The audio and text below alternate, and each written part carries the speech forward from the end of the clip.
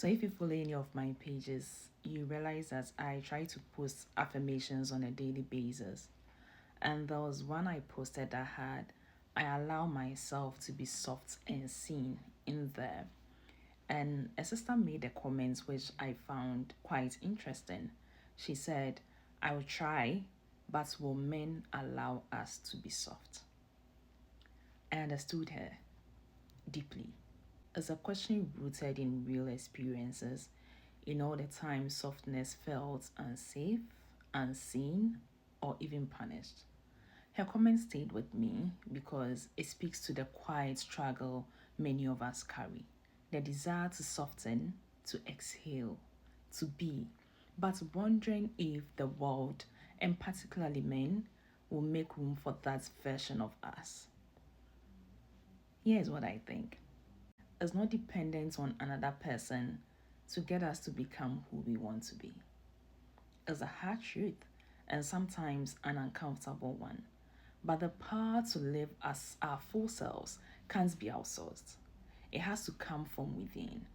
Softness, visibility, joy, peace, these are not gifts granted by others. These are decisions. They are ours to claim.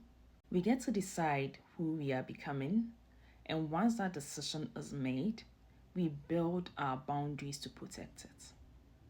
Anything that doesn't serve where we are going, it can fall away. It must actually fall away. I know that it sounds idealistic. I know it's easier said than done, but I don't speak from theory. I speak from the version of myself who used to wait for permission, who wouldn't take action until someone else greenlit my dreams, who believed softness was a reward I had to earn by proving my strength first. In our society, we've been trained to be reactive, not decisive. We hear things like, he made me do that, or I'll only stop if she does. We've been conditioned to wait, to check in with others before choosing ourselves.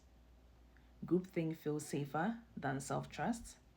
Approval often matters than alignment. But living like that turns us into spectators in our own lives. We have to relearn how to lead ourselves, to carve out a life based on what we believe, want, and need, not what others will accept. That's where our power is. That's where softness becomes sustainable, not because others allow it, but because we do. When we take ownership of our lives, of our actions, inactions, healing, and becoming, we stop waiting for the world to shift and start becoming the shifts ourselves. So, no, maybe men won't always allow us to be soft, but here's the truth, they don't have to.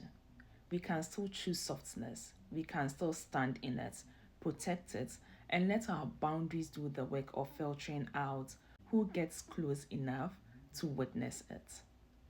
We are allowed to be soft, and we are allowed to be seen fully on our own terms. Ask yourself, am I being soft even when it is hard?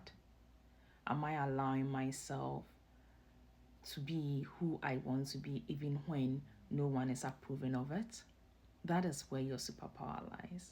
My name is Haji Kumwa. Please like, share, and comment.